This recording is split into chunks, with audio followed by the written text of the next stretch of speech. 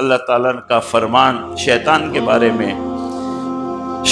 کے بارے میں ایمان اس کا کتنا مضبوط تھا۔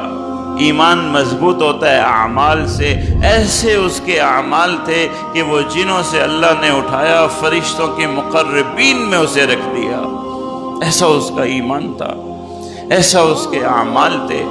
تکبر آ گیا، تکبر جب اس کے یہاں گھر کر گیا، عظمت ختم ہو گئی تکبر کی وجہ سے۔ اسے اللہ کے حکم کی عظمت نہیں رہی۔ حضرت آدم کو تو دیکھ رہا تھا، اللہ کے حکم کو نہیں دیکھ رہا تھا۔ ہونا یہ چاہیے تھا کہ اللہ کہہ رہا ہے نا سجدہ کرو، جسے کہہ رہا ہے بس اللہ کہہ رہا ہے مجھے سجدہ کرنا ہے، اس رب کی مرضی جس کے آگے سجدہ کروائے۔ عظمت تو یہ تھی، ہونا تو یہ چاہیے تھا، مگر تکبر آیا، اور اس تکبر کا لازمی جز ہوتا ہے کہ دل سے عظمت ختم ہو جاتی ہے۔ اللہ کے حکم کی عظمت ختم ہو گئی، انکار کر دیا، تباہ ہو گیا، تباہ ہو گیا۔ میرے عزیز، ہمارا معاشرہ تکبر سے بھر چکا ہے، بھر چکا ہے۔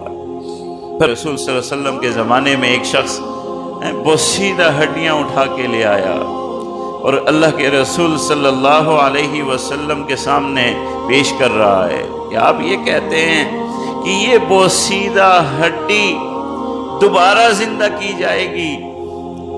وہ اپنے قوم کا سردار تھا، تکبر سے بھرا ہوا تھا، عظمت دل سے ختم ہو چکی تھی، ہڈیاں اٹھا کر کے اللہ کے رسول کے سامنے سوال کر رہا تھا۔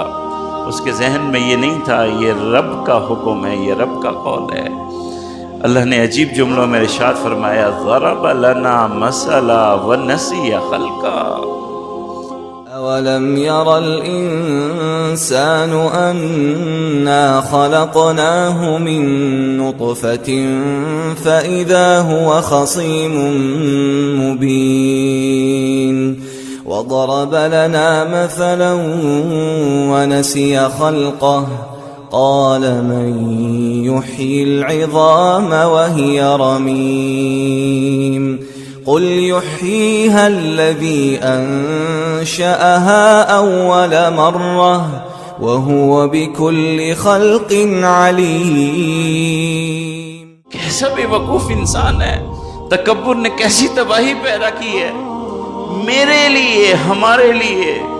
میں رب الکائنات، میرے لیے یہ مثالیں بیان کر رہا ہے۔ ضرب لنا مثلا، ایک بوسیدہ ہڈیاں مجھے دکھا رہا ہے کہ یہ کیسے زندہ ہوگی۔ وَنَسِيَ خَلْقَا، اپنی خلقت بھول گیا کہ خود کیسے پیدا ہوا ہے۔ پانی سے پیدا ہوا ہے نا، قطرے سے پیدا ہوا ہے، اپنی کیفیت بھول گیا ہے۔ تکبر نے اتنی مت ماری ہے، اتنی عظمت ختم ہو گئی اس کے نگاہوں سے۔ تو تکبر ایسی بری بلا ہے۔ آج ہمارا معاشرہ اللہ معاف کرے تکبر سے بھر چکا ہے، بھر چکا ہے۔